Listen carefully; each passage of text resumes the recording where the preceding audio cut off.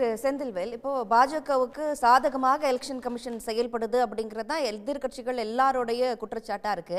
ஆனா பாஜக தரப்புல இருந்து வைக்கப்படுற ஒரு வாதம், கடந்த நாடாளுமன்ற தேர்தலில் எதிர்கட்சிகள் ஜெயிச்ச தொகுதிகளும் இருக்குல்ல, இப்போ தமிழ்நாட்டில் கூட 40 தொகுதிகள், மற்ற இடங்கள்ல காங்கிரஸ் 99 தொகுதிகள், இதெல்லாம் எப்படி அப்போ சாத்தியமாச்சு? ஒரு விஷயத்தில் சகோதரர் குமார் சாருடைய கருத்தில் உடன்படுறேன். என்னுடைய இந்தியாவினுடைய பிரதமர் யார் என்பதை தீர்மானிப்பது இந்தியர்களாக மட்டும்தான் இருக்கணும். அதில் நான் உறுதியாக இருக்கிறேன். வேறு எங்கிருந்தோ ஊடுருவியவர்களுக்கு இங்கே வாக்குரிமை கொடுப்பதில் ஒரு இந்தியனாக நான் எந்த இடத்துலையும் என்னால் உடன்பட முடியாது. அதில் குமார் சார் கருத்தை நான் முழுமையாக உடன்படுறேன். அதனால் என்ன செய்யணும் அப்படின்னு கேட்டிங்கன்னா, கடந்த நாடாளுமன்ற தேர்தலை ரத்து செஞ்சிடணும். ரத்து செஞ்சுட்டு திருப்பி நடத்தணும். அழிச்சு பிடிச்சி முதலேருந்து கோட்டை ஆரம்பிக்கணும். ஏன்னா இந்த 65 லட்சம் பேரும் கடந்த நாடாளுமன்ற தேர்தலில் ஓட்டு போட்டுக்கானா இல்லையா? இந்த 65 லட்சம் பேர் இப்போ தானே ஊடுருவல்காரர்கள் உங்களுக்கு தெரிஞ்சிருக்கு. போன நாடாளுமன்ற தேர்தலையும் ஓட்டு போட்டானா இல்லையா? அதுக்கு முந்தின நாடாளுமன்ற தேர்தலையும் ஓட்டு போட்டானா இல்லையா? சட்டமன்ற எல்லா கோட்டையை அழிங்க, முதல்ல இருந்து போடுவோம் கோடை.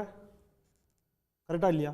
எவ்வளோ பெரிய அராஜகம் நடந்திருக்கு நாட்டில். என் தேசத்தினுடைய பிரதமரை எப்படிங்க, மோடியை எப்படிங்க வங்கதேசத்துக்காரன் தேர்ந்தெடுக்கலாம்? இது முதல்ல வன்மையாக கண்டிக்கத்தக்கது. ரைட், அது ஒரு பக்கம். அடுத்தது, இப்போ குமார் சார் நிச்சயமாக என்ற ஒரு 10 செகண்ட் கூட ஆகாது அந்த எவிடன்ஸை அவர் ஆங்கிலத்தில் இருக்குது. ஐ எம் ஷுவர் அவர் படித்தார்னா புரிஞ்சுப்பார்னு நினைக்கிறேன். உங்களுக்கு நல்லா ஞாபகம் நினைக்கிறேன், சாருக்கும் தெரியும், மற்ற தோழர்களுக்கும் தெரியும்.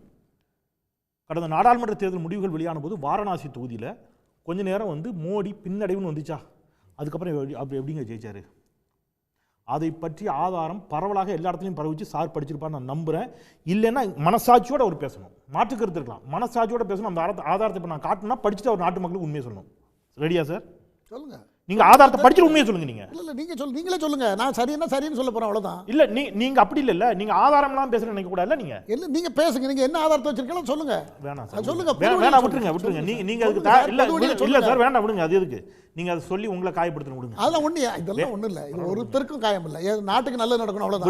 விட்டுருங்க. அந்த ஆதாரத்தை நான் காட்ட விரும்பவில்லை, அவருக்கும் சொல்ல விரும்பல. அது ஆனா ஒரு பெரிய பிரேக்கிங் தான், ஒரு பெரிய ஆதாரம் தான், பட் காட்ட விரும்பல. சரியா? இப்போ நான் ஒரு ஆதாரம் இருக்குது காட்ட விரும்பல அப்படின்னா நீங்கள் என்ன கேட்பீங்க? ஏங்க அவர் ஏதோ ஒரு சந்தேகம் வருது, நீ ஆதாரத்தை காட்டுன்னு சொல்லுவீங்களா? இல்லை, உன்ட்ட வச்சிருக்கேன்னா நீ காட்டுப்பா சொல்லுவீங்கல்ல. இப்போ அதைத்தான் நாங்கள் காட்டுக்கிறோம். 65 லட்சம் பேர் போலி வாக்காளர்கள்னு சொல்கிறேன். எப்பா லிஸ்ட்டை கொடுப்பா. கொடுக்குறது உங்களுக்கு என்ன பிரச்சனை? தர மாட்டாங்க. ஏன் தர மாட்டாங்க தெரியுமா? ஏற்கனவே ஐயா மோடி படித்த சர்டிஃபிகேட்டே நமக்கு தரலைங்க. இந்த நாட்டினுடைய பிரதமர் என்ன படிச்சிருக்கான்னு உங்களுக்கு தெரியுமா? நீங்கள் கேட்டிங்கன்னா உங்களுக்கு 25,000 ஃபைன் போடும் கோர்ட்டு, நீதிமன்றம் ஃபைன் போட்டுச்சுங்க. ஏன்னு கேட்டவருக்கு அவர் என்ன கேட்டார்? மோடியை பற்றிய பர்சனல் தகவல் ஏதாவது கேட்டாரா? இந்த நாட்டினுடைய பிரதமர் என்னென்ன படிச்சிருக்கேன்னு சொல்கிறாரு. அப்படியா சார், நல்லது சார், நீங்கள் படித்ததா சொல்கிறதுல பல டிஸ்பியூட் இருக்குது சார், சந்தேகம் வருது சார், நீங்கள் அந்த சர்டிஃபிகேட்டை கொடுங்க சார்னு கேட்குறாங்க.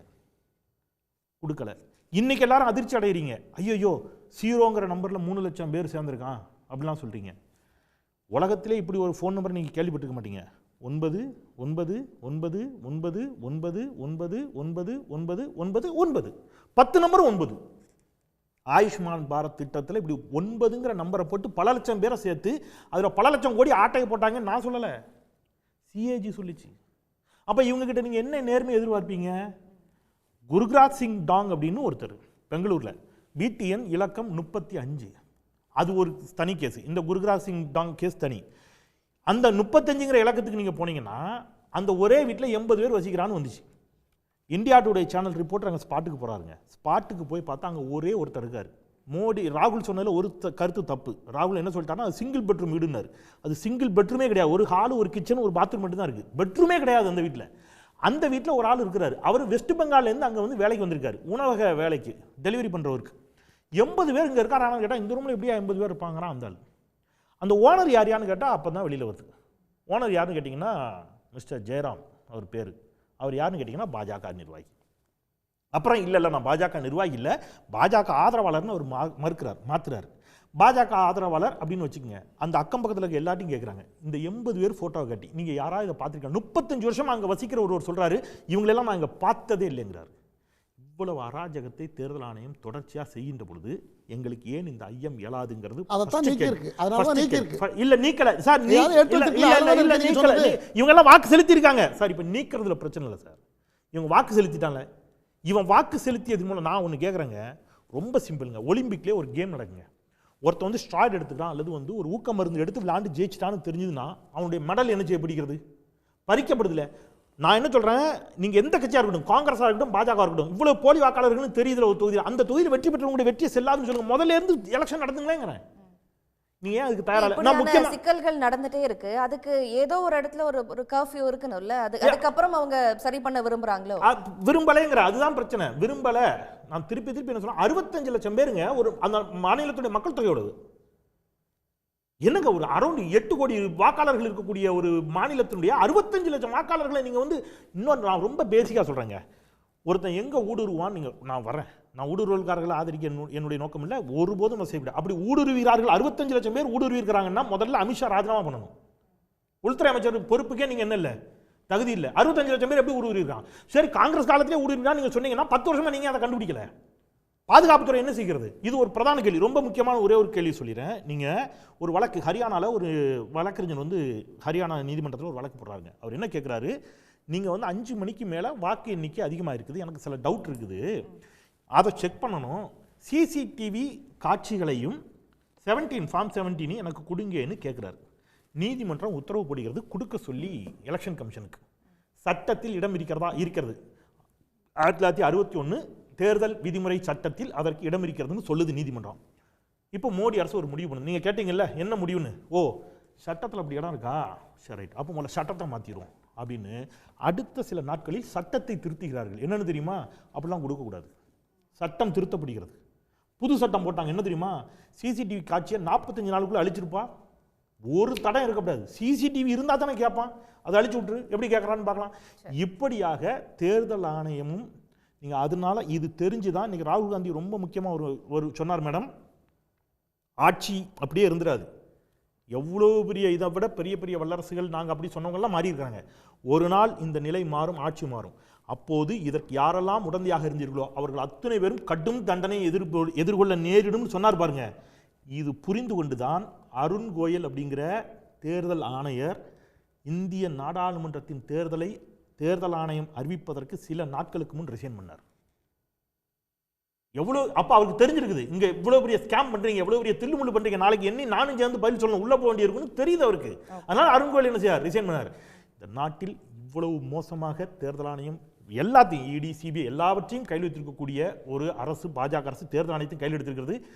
இது எங்கே கொண்டு போய் விடும்னா, மக்கள் தொடர்ந்து வாக்களித்த பிறகும் இந்த அரசை வீழ்த்த முடியலைன்னு சொன்னா அது புரட்சியில் போய் விடிக்கும். நான் சொல்றேன் எல்லா இன்ஸ்டிடியூஷனுமே இல்ல நான் ஓட்டு போட்டு ஒருத்தரை வீழ்த்த முடியல, அந்த ஜனநாயக உரிமை எனக்கு என்னிடமிருந்து பறிக்கப்பட்டுடுச்சுன்னா அது புரட்சி, மக்கள் புரட்சிக்கு தான் வழிவகுக்கும். நான் எழுத ஏதோ டிபேட்டுக்காகவோ உணர்ச்சி வைப்பட்ட சொல்லல. அது எவ்வளவு பெரிய அநீதினு கொஞ்சம் கற்பனை பண்ணி பாருங்க. நான் திருப்பி ஓட்டு போடுறேன், ஒருத்தர் வந்து வீழ்த்தவே முடியல, அவர் திருப்பி வெற்றி பெறுகிறார் போலியாக அப்படின்னு சொன்னா, நீங்க தமிழ்நாட்டில் இது நடக்காதுன்னு கேட்டீங்க, தமிழ்நாட்டில் எப்படி ஜெயிக்கிறாங்கன்னு கேட்டீங்க.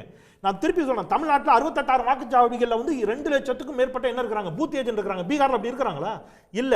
அது ஒரு முக்கியமான ரீசன். இன்னொரு பிரதான ரீசன், தமிழ்நாட்டில் இந்த வேலையை இவங்க ஆரம்பிச்சிட்டாங்க. நான் சொல்றேன், இவங்க வாக்கு சதவீதம் உயர்ந்து விட்டதுன்னு கிளப்புறாங்கல்ல, அதெல்லாம் இதை நோக்கி நகர்த்துறது தான். இன்னும் 5 வருஷத்துல இப்போ தமிழ்நாட்டில் பிஜேபி திடீர்னு ஆட்சிக்கு வந்தா பிஜேபியே நம்பாத அதை, சரியா? அப்போ உங்களுக்கு அதற்கான சூழலை உருவாக்கிக்கிட்டு அதுக்கேற்ற மாதிரி கட்டாயம் உருட்டுவாங்க. அதுக்கு நாள் வரும், எச்சரிக்கையாக இருக்க வேண்டும். இப்போ இந்த 65 லட்சம் கார்டுல வந்து அதனுடைய உண்மைத்தன்மையை சந்தேகப்பட்டு ஒதுக்கி வச்சிருக்காங்க. அதுக்கு கால அவகாசம் கொடுத்துருக்காங்க. அதுக்குள்ள புலம்பெயர்ந்தவர்கள் இல்லை நாங்கள் வந்து ஓட்டு போடுறோன்னோ அல்லது அவங்க சரியாக இருக்கிறத ப்ரூவ் பண்ணாங்களாலும் அவங்க ஓட்டு போடலாம். தேர்தல் வரைக்கும் கூட இப்போ நேற்று கொடுத்த உத்தரவாதத்தின்படி எந்த கார்டு வச்சிருந்தவங்களுக்கும் எந்த ஆதாரம் இருந்தாலும் அவங்க ஓட்டு போடுறதுக்கு அவங்களுக்கு தடை இருக்காதுன்னு தான் சொல்லியிருக்கிறது. ஒரு நிமிஷங்க, இதில் யாரெல்லாம் இருக்கா தெரியுமா? எலெக்ஷன் கமிஷன் கொடுத்த ஐடி இருக்குல்ல, அதே செல்லாதுன்ட்டான். அப்புறம் எதுக்கு நீங்க எலெக்ஷன் கமிஷன் ஐடி கொடுக்குறீங்க? நீங்க ஒரு இல்ல நான் முடிச்சறேன், நீங்க அதுக்கப்புறம் சேர்த்து சொல்லுங்க. அதாவது ஆதார் கார்டுல மற்ற ஓட்டர் ஐடியில் கோளாறு இருக்குது என்பதை கண்டுபிடித்து தான் அதற்குரிய தகவல்களை வச்சு தான் இந்த விசாரணையை அவங்க எஸ்ஐஆர் அவங்க கையில் எடுத்து அதற்கு பதிலாக 11 ஆவணங்கள் அதுக்காக கொடுத்துருக்காங்க. அந்த ஆவணங்களின் அடிப்படையில் தான் ஆதாரே வந்திருக்கு.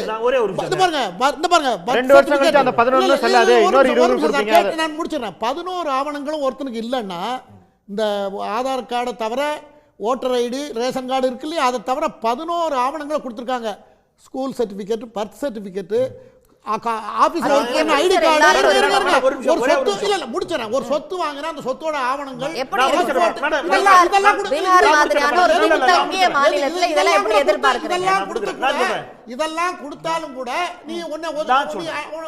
அனுமதிக்கப்படும்னு சொல்லி இல்ல, நான் சொல்றேன். இல்ல, ஒரு நிமிஷம். அது வந்து எலெக்ஷன் ஆபீசருக்கான அந்த இதுல போயிடுது. அவர் வந்து சம்மதம் கொடுத்தாருன்னா ஓகே, அப்படி இல்லாட்டி அவருடைய இல்லைங்க, பேர் நான் இல்லாம- ஒரே ஒரு கையில எனக்கு டவுட். இல்ல, ஒரு நிமிஷம். வரேன், ஐயா வரேன், சொல்றது வரேன், correct. இல்ல, இல்ல, வரேன். இல்ல, சரிங்க. எனக்கு இல்ல, அவரு நான் திருப்பி இல்லங்க, நான் திருப்பி சார் ஒரு நிமிஷம் சார். 11 ஆவணங்கள் அவங்க சார் declare ஓகே சார், பண்ணிருக்காங்க. புரிஞ்சுது சார். நான் சார் கருத்துல உடன்பட்டே பேசுறேன். எனக்கு அதுல குழப்பம் இல்லைங்க. நான் என்ன சொல்றேன், ஆதார பேங்க் அக்கௌண்டோட இணை, ஆதார செல்போன் நம்பரோட இணை, ஆதார கேஸ் நம்பரோட இணை, ஆதார பேன் கார்டோட இணை, ஆதார ஓட்டர் ஐடியோட இணை, இவ்வளோத்தையும் சொன்னீங்கல்ல. ஆனா அந்த ஆதாரம் இந்திய குடிமகனுக்கான ஆதாரமா எடுத்துக்க முடியாது, தூர போடணும். அப்புறம் என்ன இதுக்கு அது? இந்தியாவுடைய எதுக்கு அது நான் கேக்குறேன் சார். ஒரு நிமிஷம். இல்ல சார், இல்ல சார். சார் அப்புறம் என்ன டிஜிட்டல் இந்தியா? அப்புறம் என்ன டிஜிட்டல் இந்தியா? சார் அப்புறம் என்ன? இல்ல சார், ஒரு நிமிஷம். சார் டூப்ளிகேட் பண்ண முடியாது. ஒரு நிமிஷம். ஆதாரம் ஒரு நிமிஷம். ஆதாரம் டூப்ளிகேட் பண்ண முடியாது மேடம். ஒரு நிமிஷம். இல்ல இல்ல, பொய் சொல்றாரு. நான் சொல்றேன், சாரி, பொய்ங்கிற வார்த்தை தப்பா இருந்தா காயப்படி தான் நான் எடுத்துக்கிறேன். தவறான தகவல் சொல்றாரு. ஆதார்ல வெறும் மத்த ஓட்டர் ஐடி இது மாதிரிலாம் கிடையாது. கருவிழி, கைரேகை, எப்படி ஆதார்ல நீங்க டூப்ளிகேட் எடுக்க முடியும்? சரி, ஓகே ஓகே. உடனுக்குடன் செய்திகளை தெரிந்து கொள்ள சன் நியூஸ் பெல் ஐகானை கிளிக் பண்ணுங்க.